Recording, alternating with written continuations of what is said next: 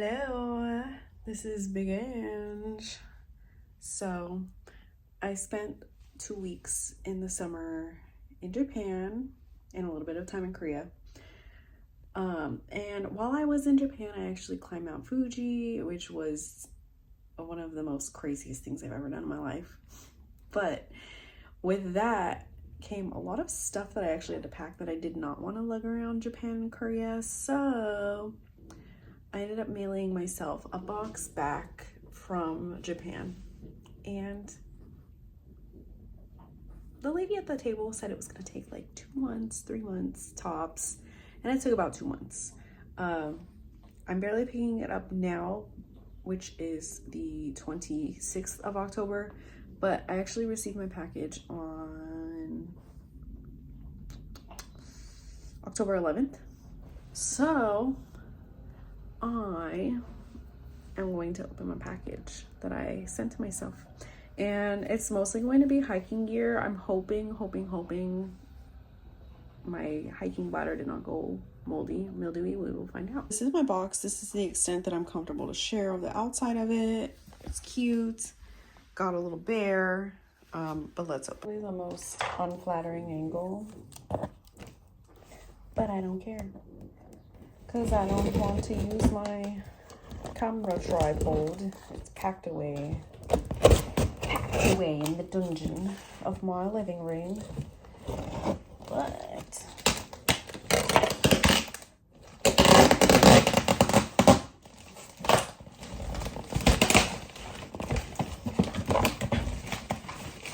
rip off my shipping manifest. Got my shipping manifest. I mailed back hiking boots, a bladder, a wrist wrap.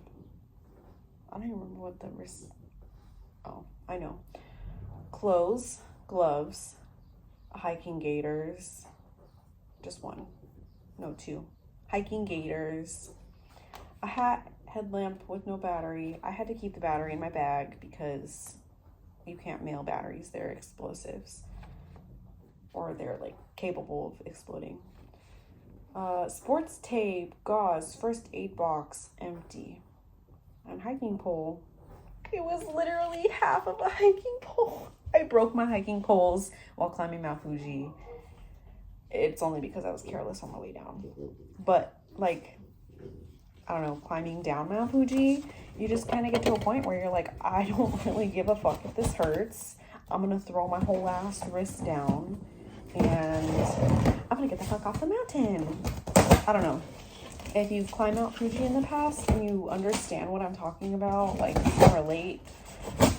If not, just imagine a really shitty fucking hike that you've been doing all day the day before, and then you get 9, 10, 11, 12, 1, 2. You get 6 hours of sleep, and then you gotta climb, what is it, an hour to the top? From the 9th station, 2 hour climb, because you got to go to from the 9th to the 10th station. You will have a fucking hour hike at 2 a.m. to get to the top to see the fucking sunrise, which is beautiful, amazing. And then once you're done at the top, you fucking go down, and it takes you literally like half the time it took you to get up. It took me like 9 hours to get up, so it took me like 5 hours to get down. 5 hours of just, while there's igneous rock, while there's slippery rock, while there's fucking dirt, while there's more igneous rock, and it's so crazy. I'm not even joking. I've been having issues with my balance since having COVID twice, and I've been like doing little things to get better with my balance. Sorry, I don't want to start. I've been doing things to get better with my balance because I've been getting into snowboarding. And I swear to God, if I had not gotten into snowboarding last year, then my balance would have been shot. I probably would have broken something. Anyways, let's see what's in the box. You can already tell I was fucking excited and playing with my first aid box. So this is what's in my box, and I'm realizing I didn't put this on my HTS thing. But anyways, we're here. So this is my first aid box that I bought at Daiso. I put these little gauze thingies and a bunch of alcohol wipes. These aren't even gauze, these are like sports tapes. But I did this, alcohol wipes, some gauze, just in case. Devin and I had a little accident on the mountain, and then I sealed it like that because it wasn't shutting. Anyways, that's there. This is my single hiking fucking stick that made it. I don't even think I included the broken one. I think I actually just threw the broken one away. But yeah, there's a hiking pole in there. Believe me, it's in there. I just don't care to get it out. I'm probably gonna throw that away. My hiking pants. My hiking pants. Yeah, I bought these. Oh, they're a little damp. Oh no. Whatever. No, they feel good. These are my hiking pants. Got them off eBay. They were like $10. These are rugged exposure medium. Yeah, that was a good call, even though these fucking were too tight. Well, I'm glad. I think I washed these, but I mean, I'm gonna wash them again. They've been on a stinky boat. This is, what is this? Oh, this is my Heat Tech. My Heat Tech leggings. You know what? I washed all of these things, but I'm just gonna throw them in the wash again because gross. My hiking hat. This is the ugliest hat ever, but it was so clutch. I think I bought this. Where did I buy this? I don't know. Devin and I went to Costco while we were in Japan, and I want to say I bought this at Costco, but I don't think I did. I think she bought something. I don't know. We saw some really cute hiking stuff at Costco. I don't know if I bought it there. I don't remember. Hiking hat. All right, and then I have a nice Columbia windbreaker. I bought this at Ross as soon as I had seen it because I was like, oh shit, it's gonna rain on Fuji. Like, I have a fleece I can wear under. And I'm gonna be honest, it came in clutch. Let's see, do I have anything in the pockets? No. Okay. I'm not washing this because it's waterproof. That will not be washed. It's waterproof, don't need to.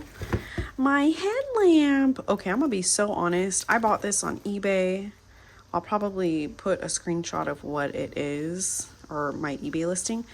I literally only could use this for like 2 hours, and I had charged it, and it sucked. It sucked.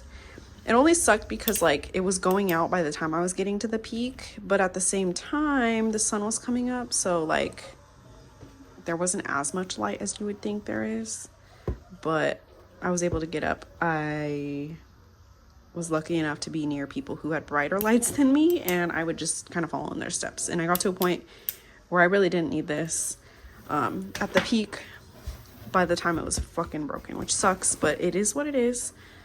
I'm definitely going to charge the battery on that more next time. This is my Stinky Winky. No, I'm just kidding. This is my insulated beanie. I was a Columbia girl this trip. I've never been like a one type of brand type of person because I grow up broke. But yeah, my gloves. I wore these, honestly, I didn't really need to wear any of my outerwear or my gloves until like the 8th station of Mount Fuji on the Fujinomiya Trail, because that's when it finally gets cold. But I got some gauze from Daiso. This is the one thing I was kind of worried about the most. And I know it's silly, but this is my hiking bladder. I thought that this was going to be enough for the whole climb, and let me just tell you right now that it was not. I am a thirsty girl. I wonder if there's any like liquids in here. I'm a thirsty girl, I'll be honest. I did not train for that. It was rough, and I ended up buying like 6 more water bottles, literally. My gaiters, I thought I was going to need them. I did not need them at all. What happened? I fucking had those brown pants. Where are they? I have those brown pants over my shoes, my hiking boots. I got these at Ross, and they actually did really well. I don't want to take those out just yet, but my little black shirt that I wore while I was hiking. No. Oh, wait, yeah, no. This was my little black shirt that I had as like a base layer. My wrist wrap. I brought this because I thought that my wrist was still gonna be fucked up. I broke this little hour. Just kidding. I broke my wrist. You can kind of see. I broke this in like the end of February, beginning of March, and I thought that I was gonna need it, but I don't think I used it. Anyways, I want to look at my tread on my shoes because this is the first time I had used these. The Hoka Gore-Tex. Ow. No, I got them at fucking Ross. I don't really give a shit about none of that Gore-Tex stuff, but yeah, I'm just kind of looking at the tread. You can see there's like a rock, probably from Fuji. How funny. It's not too bad. But it is crazy to think that this went up a whole ass mountain. But yeah, not much else. Literally just some fucking boots and some fucking things. But thanks for unboxing my shipping. If you decide to go to Japan and you have a lot of shit and you don't feel like buying another suitcase, I definitely suggest mailing your stuff back. I sailed my stuff back on a ship. I did not do the air because the air is like $200. I didn't do the one under it, which is like half of that. And then shipping it like on the actual boat, that was like $40, 40 something thousand. I don't know. I don't remember. But it was about $40 to send it from Narita Airport to Los Angeles, where I live. And I don't know, I mean, I opted for it because I didn't want to pay for a carry-on bag, or not a carry, I don't want to pay for a check bag. I didn't want to have to buy another luggage because I bought luggage before I had gone there. But yeah, mailing your stuff back is just another way so you don't have to buy baggage. Buy a check bag, which baggage can range anywhere from like 30 to 50 to 120 plus. And then, you know, your checked bag fee, which is usually, I don't know, I've seen it as low as like $30. Always can be more, of course, because, you know, airlines love to gouge us. So what, like, let's just say 30 and like 50. So it's $80 right there just to get a suitcase to bring your shit back from Japan. Just mail it, honey. You can wait a few months. Like, honestly, I would just say mail shit you don't really care about. Like, mail your clothes back that you don't really, mail the clothes back that you brought that you're like meh about. Mail stuff that you're okay with potentially losing, because at the end of the day, you're internationally mailing something and there are accidents, you know, like how in the port of Long Beach a few weeks ago, the shipping container like something happened and it lost a bunch of shipping containers. And I'm not gonna lie, I'll be honest, I thought my stuff was on there. I was so like, I'm not getting that back. But yeah, no, I am blessed. I'm fortunate my shit got back safely. I hope that if you decide to mail stuff from Japan back to the United States, that your stuff gets back safely as well. Because I'm gonna be honest, sending $40 worth of stuff is a lot easier than buying a whole piece of luggage and then buying a whole checked bag and then having to carry that all around the subway stations or even navigating the taxi. I mean, the taxi's easier. Taxi's always easier. But yeah, no, definitely recommend it. I'll give it a 8 out of 10. 8 out of 10. Minus 2 points just because, I mean, I had to fucking wait for my but I gotta be patient. But yeah, if you have any questions, let me know. I would love to answer them. Okay, thank you. Bye. I'm gonna pop back and say hello. Yeah, so I mailed the box of stuff. It was 4,700 yen, which you can equate it to like $47. It's probably a little bit more, less because of the yen weakening. However, I know the US dollar is also weakening, so it actually might be a little more now.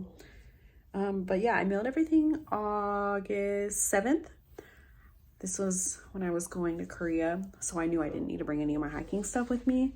And I received it October 11th, so it got here in like 2 months, 2 days, 3 days, 4 days, 2 months, 4 days.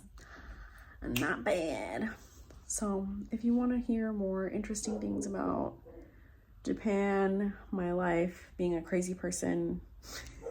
Follow, like, and subscribe.